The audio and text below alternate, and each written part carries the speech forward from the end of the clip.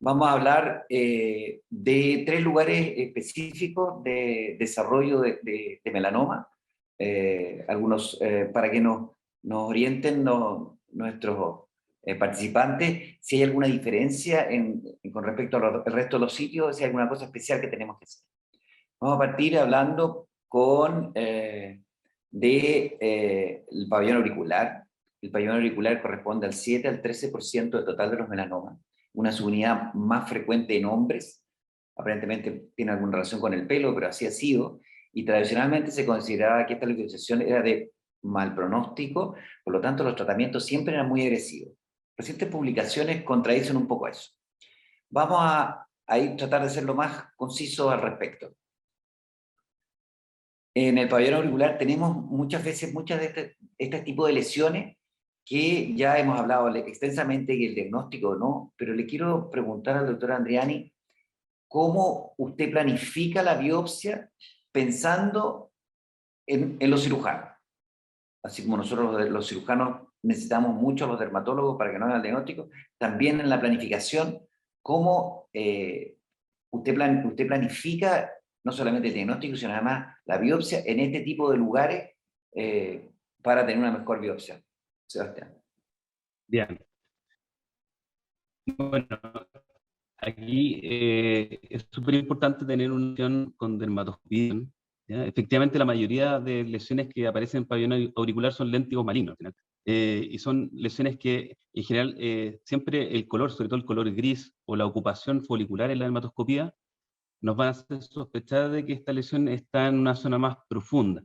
Por lo tanto, lo ideal es siempre seleccionar con dermatoscopía la zona más profunda para tener una buena muestra al final que nos oriente a pesquisar si esto es solamente un léntigo maligno o ya estamos frente a un léntigo maligno melanoma que está invadiendo al final. Porque obviamente la ampliación y la exéresis va a ser muy distinta según el tipo de profundidad de la lesión, ¿ya? Por lo tanto, lo inicial sería, en este caso, primero hacer una biopsia incisional seleccionada, tomando en cuenta bien cuál es la estructura que orienta la zona más profunda y siempre tratando de no elegir, por ejemplo, zonas con regresión, que habitualmente en regresión muchas veces el patólogo no va a encontrar quizás una profundidad tan importante como si vamos a encontrar en estas zonas como más azules o más de color como gris, como les decía, como se ven en la zona del círculo blanco, que si se fijan es una zona que claramente se ve con ese tono azul, con una especie como de velo azul grisáceo, y eso ya indica de la unión dermoepidérmica y que probablemente no es lentigo maligno, sino que ya es un lentigo maligno melanoma. Bien. Doctor Rapaport, ¿cuáles serían los márgenes de resección pensando en la funcionalidad y pensando en qué vamos a tomar una vez que ya nos dijeron que era un melanoma infiltrante, un melanoma in situ? Tenemos claras las indicaciones de centinela o no y cómo lo vamos a hacer. ¿Cómo nos podría contar usted, cómo planifica usted la cirugía junto con el dermatólogo? Bueno, primero que todo depende, como siempre, de la profundidad del melanoma. Según eso, cuántos márgenes vamos a tener que dar. Y según eso, ver cuánto es posible preservar del pabellón auricular para una preservación de la función del pabellón auricular y así como de la estética. El compromiso del cartílago habitualmente es poco frecuente, pero si es mucha la resección que hay que hacer a nivel cutáneo, muchas veces uno lo incluye justamente con términos de la reconstrucción que uno va a hacer posterior. Y con respecto al centinela. Bueno, aquí el problema del centinela es que muchas veces se puede ir a los linfonodos intraparotidios cuando migra hacia anterior, o a los linfonodos occipitales hacia posterior, pero dependiendo de nuevo de las características clínicas del melanoma, claramente si está indicado, a pesar de ser un dolor de cabeza desde el punto de vista quirúrgico, creo que hay que hacerlo porque cada vez más, como probablemente vamos a ver después en la parte de los tratamientos sistémicos, cada vez el linfonodo centinela tiene cada más y más valor en términos de la etapificación, no solo para el pronóstico, sino en términos de indicar tratamientos adyuvantes o no. Así que a pesar de esas complejidades técnicas de por esta zona hacia donde migran, creo que teniendo en consideración todas las características clínicas y patológicas del melanoma, a pesar de esos detalles que lo hacen más complejo técnicamente, se debe hacer en todos los casos que esté indicado. Bien. Pasemos rápidamente a otra subunidad facial, como es en la nariz. En este caso es más frecuente en mujeres, al igual que en la mejilla, y tiene un pronóstico similar a cualquier lugar, porque es piel pura. Afortunadamente, más del 80% de los casos son melanomas superficiales, porque es una lesión que aparece en la nariz y está a la vista de todos. Tenemos aquí lesiones. ¿Alguna cosa especial, doctor Andriani, con respecto al diagnóstico de este tipo de lesiones en esta piel en forma especial? ¿O es similar al dorso o a cualquier otro lado, o al tronco, o en las extremidades? Bueno, aquí es importante ver bien si es que esta es una lesión que es solamente que compromete piel, en este caso a la nasal o la área nasal, o si ya está comprometiendo mucosa, ya que el pronóstico va a ser bastante distinto y el manejo también, la aproximación pronóstica también va a ser bastante distinta, digamos, a que si es solamente un melanoma que compromete la zona más externa o de solamente piel de,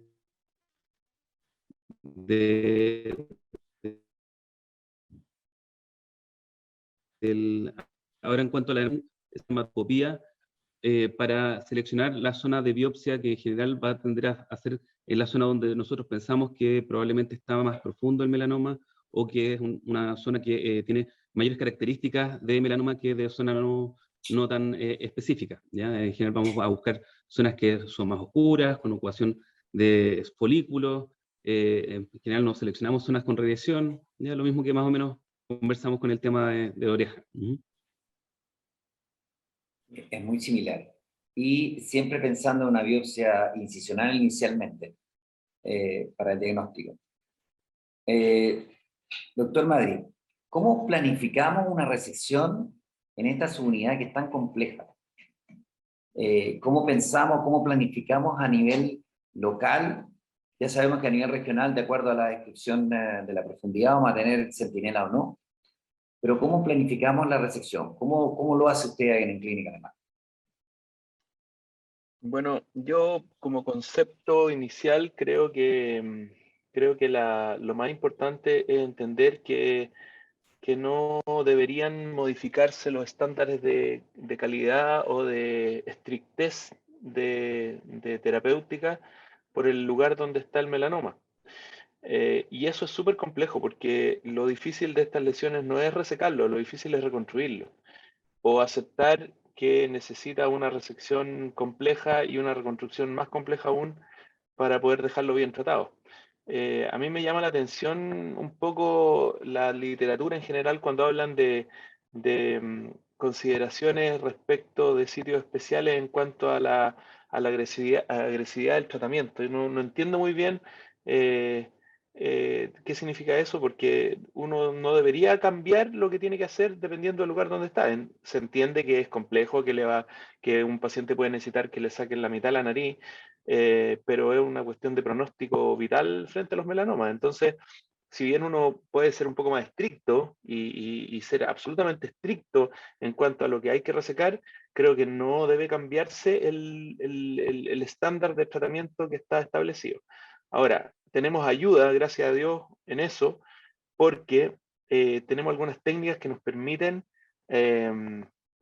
por ejemplo, los melanomas in situ, hacer resecciones mucho más localizadas y también la incorporación de la cirugía micrográfica en 2 etapas o cirugía micrográfica lenta ha permitido resecar los melanomas, o sea, saber la realidad respecto de un melanoma in situ y poder reconstruirlo en una segunda etapa. Creo que los conceptos importantes aquí son no cambiar el estándar de tratamiento que corresponde a cualquier parte de la piel, basarse en técnicas de resección segura, como el MOS lento, no reconstruir de ninguna manera. Esto nos ha pasado varias veces con pacientes que nos llegan de fuera, pacientes reconstruidos con biopsias incompletas o que la biopsia definitiva de un melanoma que había sido diagnosticado por una biopsia incisional, resulta que después era infiltrante en la biopsia final. Entonces, toda la reconstrucción que se hizo se perdió. Eso no ha pasado en la nariz, no ha pasado en el cuero cabelludo y en otras áreas de la piel. Entonces, creo que hay que organizar muy bien y sincerar frente al paciente la situación en que está, en que se está, y explicarle que en el fondo va a necesitar una resección grande, que probablemente va a necesitar más de una cirugía. Eso es complejo decírselo a los pacientes. Los pacientes quieren venir, que los operen y que irse a su casa felices y tranquilos y que no se les note la cicatriz. Ese es el ideal del paciente. Pero bueno, eso con un melanoma nasal no va a pasar nunca. Y probablemente va a tener que venir más de una vez y va a tener que operarse más de una vez y va a quedar con una cicatriz que se le va a notar. Eso es lo que puedo aportar yo en estos lados.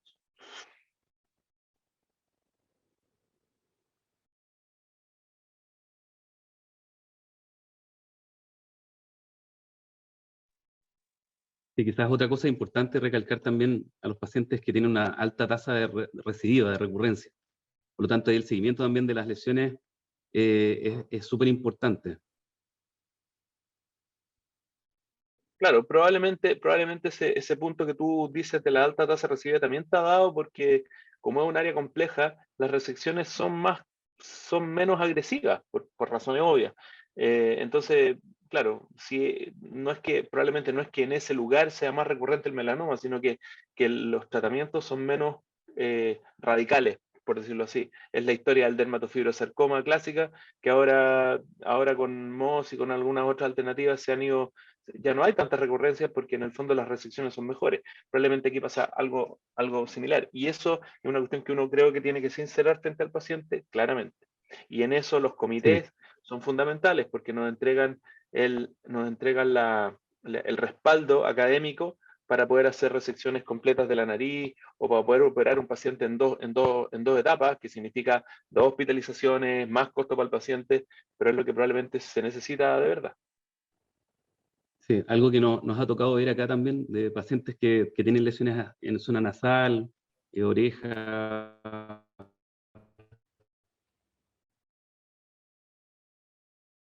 perioculares, este tratamiento de todas maneras ayudante post tratamiento con cirugía, dado la alta recurrencia, con imiquimod.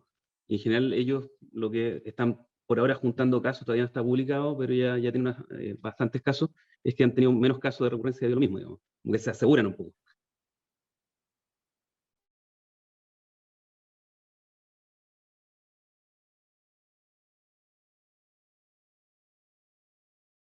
Hugo, tu micrófono está desactivado.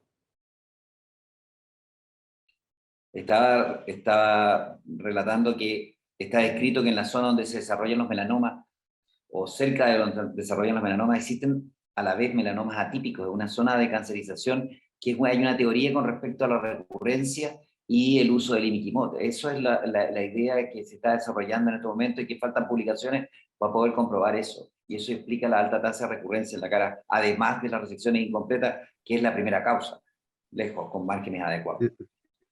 Bien, vamos a pasar Es una hiperplasia melanocítica típica o campo de cancerización. Así es. Bueno, vamos a pasar a los melanomas de los genitales. El pene es una localización poco frecuente, corresponde al 0,7, entre el 0,7 y 1,4% del total de las neoplasias del pene, menos del 0,1% de todos los melanomas. En una revisión del 2018, que fue de las pocas que encontré de revisiones, habían 220 casos publicados en la literatura, no hay series clínicas. La historia natural y el riesgo no se sabe de ello, y se dividen tradicionalmente en los de piel grande, la piel del prepucio, que se considera una parte como piel y la otra parte como mucosa, y la uretra y el meato.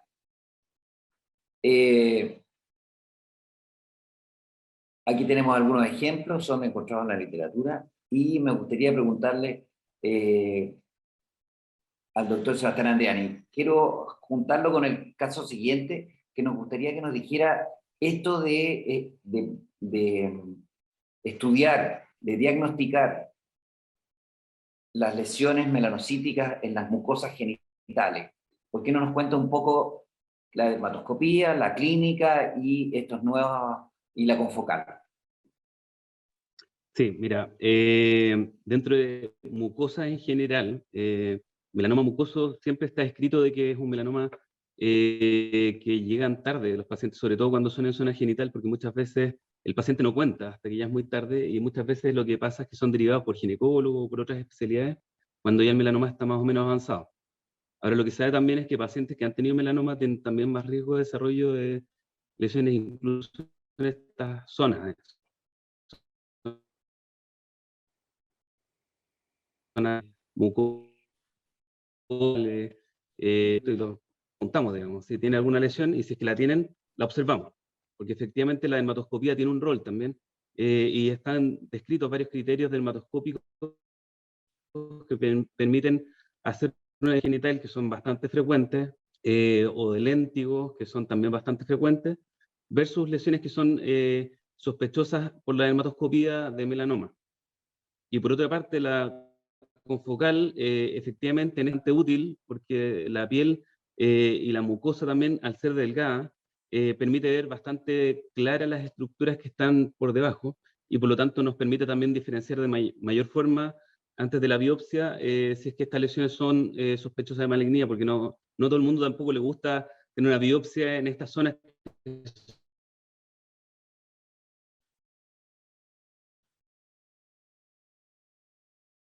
son Sebastián, te perdimos. zonas más vienen,